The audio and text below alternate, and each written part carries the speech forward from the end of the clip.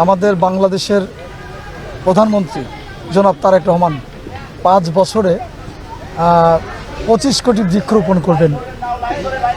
যে সময়টিতে জলবায়ু পরিবর্তন, বায়ু দূষণ এবং পরিবেশ ধ্বংস হয়ে যাচ্ছে, ঠিক সেই মুহূর্তে এইরকম একটি ডাইনামিক সিদ্ধান্ত নেওয়ার জন্য আমরা বাংলাদেশের প্রধানমন্ত্রী জনাব তারেক রহমানকে সিরাজগঞ্জ জেলা বিএনপির পক্ষ থেকে অভিনন্দন এবং শুভেচ্ছা জানাই।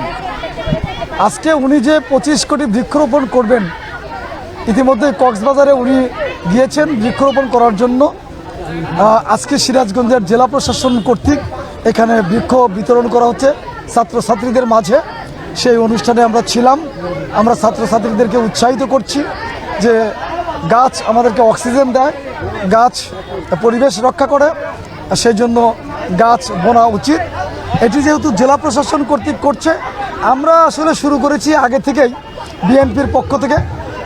আপনারা দেখবেন ধারাবাহিকভাবে কিন্তু আমরা বৃক্ষরোপণ বিএনপির পক্ষ থেকে করা শুরু করেছি এবং আগামীতে আমরা যদি জেলা প্রশাসন লাগায় 30,000, আমাদের দলের থেকে লাগাবো ইনশাল্লাহ 50,000।